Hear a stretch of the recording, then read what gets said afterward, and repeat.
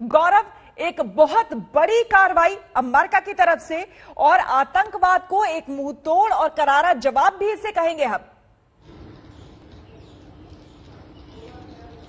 श्वेता, ये अमेरिका की तरफ से दावा है कि उन्होंने मुंहतोड़ जवाब दिया है या कार्रवाई की है, लेकिन उसका असर जमीन पर क्या हुआ है ये अभी हम लोगों को नहीं पता है, पहली बात। दूसरी बात, अमेरिका में भी तनाव है और अफगानिस्तान के काबुल में समय जबरदस्त तनाव है। अमेरिका ने अपने सभी नागरिकों से कहा है कि वो हामिद कारजाई अंतर्राष्ट्रीय हवाई अड्डे से दूर रहे, उसके चाहे वो एबी गेट हो, ईस्ट गेट हो, अलग अलग दरवाजे हो जहां से वो अंदर जाने का प्रयास कर रहे हैं, वहां से दूर रहे, क्योंकि अभी भी आतंकी हमले का खतरा बहुत बड़ा है। तो जो बाइडेन ने जो 30 घंटे के अंदर पलटवार किया है, क्या ये केवल अपनी डोमेस्टिक कॉन्स्टिट्यूएंसी को शांत करने के लिए किया है? क्योंकि अमेरिका में भी बहुत दबाव बन रहा था उन पर कि आखिर आपने किस तरह की कार्रवाई की कि 13 अमेरिकी सिपाही मारे गए, 100 से ज्यादा लोग मारे गए अफगानिस्तान में, और आखिर अमेरिका की सेना कर क्या रही है? कौन है ये प्लानर? क्या है इसका नाम? क्या है इसका बैकग्राउंड? ये अभी तक हमारे पास जानकारी नहीं है, पहली बात।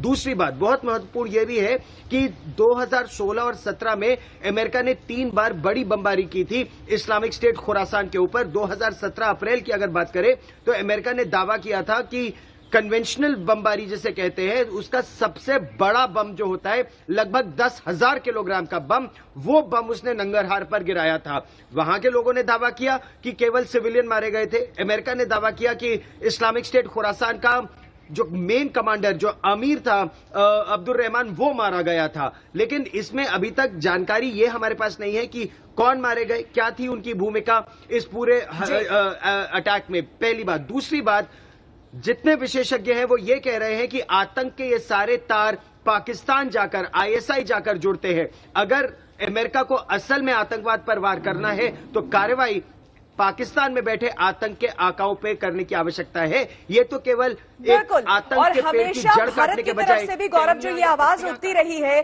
There is nothing called good terrorism and bad terrorism, तो अमेरिका को भी ये समझना होगा गौरव कि इस तरह का कुछ भी नहीं होता है और इसके मद्देनजर आगे कार्रवाई पाकिस्तान पर भी करनी होगी। अशरफ के पास चलते हैं। अशरफ, हालांकि आप श्रीनगर से हमारे साथ जुड़े हुए हैं, लेकिन आप वो पहले रिपोर्टर थे आज तक से जो अफगानिस्तान पहुंचे थे, वहां के हालात को आपने देखा था। ऐसे में वहां की स्थितियों को अब अगर आप देखें और सोचें तो ये बताइए कि वहां पर अब क्या स्थितियां रही होंगी, और नांगरहार के बारे में अगर आप हमें बता सके जहां पर आज ये अटैक हुआ है अमेरिका की तरफ से।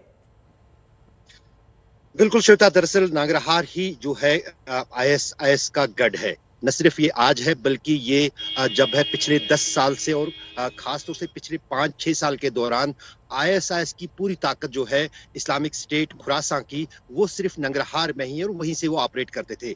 लेकिन यहाँ पर एक समझना होगा, जब 15 अगस्त को तालिबान ने काबुल पर चढ़ाई की, काबुल पर कब्जा किया और अमेरिकी सेना पूरी तरह से वहां से निकल गई, और जो सरकार वहां की थी, सेना थी अफगान सरकार की, वो वहां से निकल गई, तो जाहिर है और शक जताया जा रहा है कि आईएसआईएस ने भी अपनी बेस जो है नंगरहार के पहाड़ों से हटकर फिर जो जलालाबाद का इलाका आता है उसकी तरफ शिफ्ट की होगी, क्योंकि जो जिसको माली गनीमत कहा जाता है, जो हथियार अमेरिका की तरफ से तालिबान ने हासिल किए, उसमें से कहीं ना कहीं आईएसआईएस की नजर भी उन हथियारों, उन सैन्य वाहनों पर थी। और मैं आपको बताऊं कि ये दरअसल जो नंगरहार का प्रोविंस है, इसमें तालिबान का दबदबा कभी नहीं था।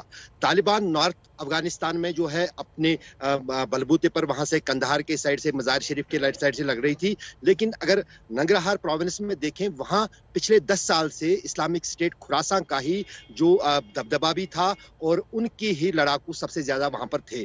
तो उस बीच अमेरिका ने तो दावा किया है, हमने नंगरहार में जो है ड्रोन स्ट्राइक की, उनके पास टेक्नोलॉजी है, उनके पास इंटेलिजेंस ऑन ग्राउंड अभी भी है, जिसके चलते उन्होंने ये किया होगा। लेकिन कम लगता है कि वहां पर स्पेसिफिक जो है वो लोग मारे गए हों जो काबुल ब्लास्ट